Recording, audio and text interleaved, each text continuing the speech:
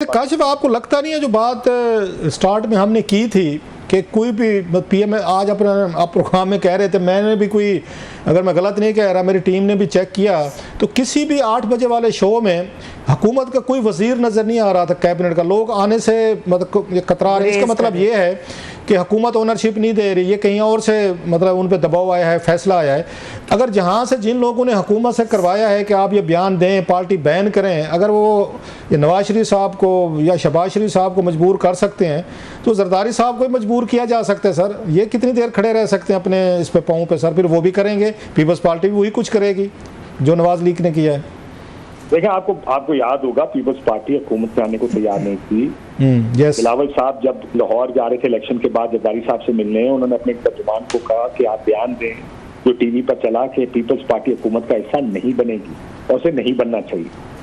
बिलावल साहब की पोजीशन ये थी, लेकिन आपको पता फिर वो किन हालात में उनको हुकूमत का हिस्सा बनने पर मजबूर किया। तो बिलावल साहब जरदारी साहब की इस सियासत से दूर शायद हटना चाहें भी। मैं नहीं जानता उनके पास कितनी लेवरेज है, लेकिन एक ये बात ठीक है आपकी कि अगर पुश कम्स टू शव वो अपनी सियासत देखेंगे। इस मुल्क में असूल इन अखलाकियात वाली सियासत खत्म होती जा रही है। अगर ये कहूँ कि खत्म होने के करीब है, आखिरी सांसें ले रही, किसी को इखलाकियात, आइन, कानून, जमहूरियत। काश मैं इसलिए कह रहा था कि पीपल्स पार्टी ठीक है, वक्त के साथ वो पार्टीज बदलती भी हैं, लेकिन भुट्टो साहब ने भी तो की हुई। भुट्टो साहब भी मेरे ख्याल 74-75 में उन्होंने भी पार्टीज, पॉलिटिकल पार्टीज को बैन किया हुआ है, वो भी ये काम कर चुके हैं। सो पीपल्स पार्टी की तारीख में तो है, वो बदल जाते हैं वक्त के साथ, हम उनको ब्लेम नहीं करते, लेकिन ये टेस्ट केस तो है इनके लिए कि कैसे खड़े होंगे। राव साहब, आपने भी भुट्टो साहब की तारीख भी पढ़ी होगी, जो उनका दौरे हुकूमत था। वो भी सख्त वो थे अपोजिशन के साथ, कोई कसर उन्होंने भी नहीं छोड़ी थी। बहुत हाई हैंडेडनेस, बहुत ज्यादा। चूंकि मैंने तो भाई grew up having this romance with Zulfikar Ali Bhutto को, मैंने पढ़ा है उनका पीरियड जुल्फिकार अली भुट्टो के साथ। मेरे वाले साहब खुद एमपीए थे जुल्फिकार अली भुट्टो साहब के साथ, तो इसलिए मैंने तो अपने घर में सिर्फ पीपल्स पार्टी की तारीफें देखी।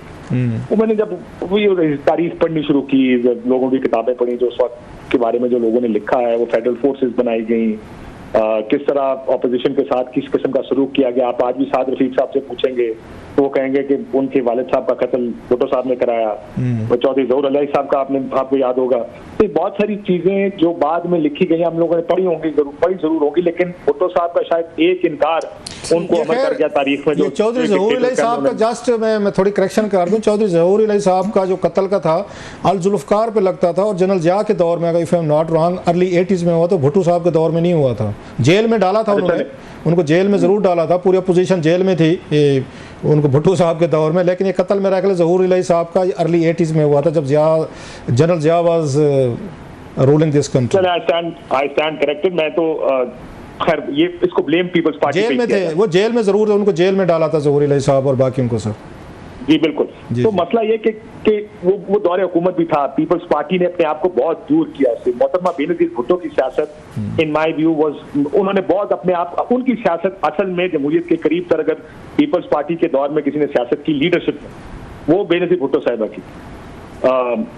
बहुत ज्यादा पेशेंस थी मुखालफीन के लिए, मीडिया चैनल्स के लिए। लेकिन आपको याद होगा कि जब 12 अक्टूबर का मार्शल लॉ लगा तो उन्होंने अपने सियासी मुखालिफ के हक। लेकिन काशिफ मियां शरीफ को FIA के जरिए उनको दफ्तर से लाहौर से पिक कराने में, वो भी बेनज़ीर भुट्टो साहब के दौर में हुआ था। ये काम तो उस वक्त भी हो रहे थे सर, अपने मुखालफीन के साथ ये चीज़ें तो हो रही थी। बेनज़ीर भुट्टो साहब के दौर में हुआ था। इफ़ यू रिमेंबर सेकंड उनके पीरियड में रहमान मलिक साहब, अल्लाह ने उनको जन्नत में जगह थे, FIA में डायरेक्टर थे, तो उनकी मेरा ख्याल है पहली असाइनमेंट यही थी कि जाएँ उनको पिक कर लें। 2-4 दिन उनको मेरा ख्याल 24 घंटे रखा भी किया था थाने में, फिर बाद में छोड़ा गया था।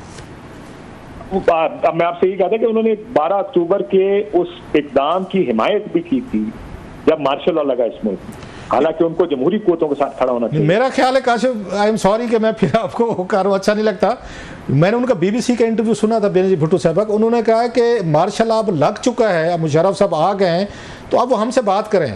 उन्होंने इस तरह की बात की थी कि अब लग गया है तो मार्शल अब हमसे बात करें। अब मैं आपको करेक्ट कर लेता हूँ सर। उन्होंने कहा नवाज शरीफ एक डिक्टेटर बनता जा रहा था, इन्होंने ठीक किया, लेकिन आप जल्द से जल्द इलेक्शन कराएं और मुल्क को उस जगह, उस रास्ते पर डालें, जमहूरियत के रास्ते पर। चले किसी वक्त इकट्ठे बैठ के बीबी का इंटरव्यू देखते हैं। अच्छा, नवाज शरीफ ने क्योंकि बीबी पे केसेस बनाए थे, वो दुबई चली गई थी उन्हीं की वजह से, तो लिहाजा एक जो विक्टिम होता है, इतने भी बड़े डेमोक्रेट नहीं है हमारे मुल्क में कि विक्टिम हो के भी कहें नहीं जनाब के ये वजीर आज़म के साथ ज्यादा, इतना बड़ा दिल किसी का नहीं होता। आप ठीक कह रहे हैं बहरहाल। फिर वो दुनिया में मंडेलास ही होते हैं जो अपने मुल्कों को बस मंडेला एक ही था भाईजान, एक ही मॉडल आया था। वही कहा, वो मंडेलास ही होते हैं जो अपने मुखालफिन को इस बुनियाद पर कि मुझे आप, क्योंकि सबका ख्याल था, आप जरा मंडेला की लाइफ हिस्ट्री उठा के देखें, जब वो प्रेसिडेंट बना सबका ख्याल था कि अब जो उस वक्त के अफ्रीकन के साथ, ब्लैक अफ्रीकन के साथ हुआ, उनका बदला लिया जाएगा। लेकिन व्हाट अ रिमार्केबल मैन, हमारे मुल्क में मंडेला सिर्फ कागजों में वो सारे यहाँ पे करप्शन केसेस में जाते हैं यार, मतलब है इतने क्रिमिनल, इतने क्राइम करके जाते हैं, लूट मार करने के बाद वो कहते हैं हम मंडेले हैं। मतलब ये मंडेला साहब की भी शान में गुस्ताखी होती है, ये कहते हो जब ये अपने आप को मैच करते हैं उनके साथ, क्योंकि हमने लंबा पीरियड जेल में गुजार लिया है। यहाँ तो क्रिमिनल चार्जेस पे जाते हैं। सर मंडेला साहब कोई क्रिमिनल चार्जेस पे गए थे, या कोई उस पर करप्शन पे गए थे, या कोई उन्होंने तोशा खाने लूटे थे जैसे हमारे लीडरान करते हैं? He was different. मैं आपसे ये कह रहा हूँ कि और 27 साल की जेल काटने के बाद उसने अपने मुल्क का सोचा, बदले का नहीं। हमारे यहाँ तो सारे बदले ही लेते हैं। आपने वो मॉडल टाउन का किया, आपको याद होगा, मॉडल टाउन के घर के बाहर जो फुटपाथ थे वो भी तोड़े गए थे और बुलडोजर लगाए गए थे। उस वक्त पीपल्स पार्टी के दौरे हुकूमत में जब नून की गवर्नमेंट आई तो पीपल्स पार्टी के साथ क्या कुछ किया गया।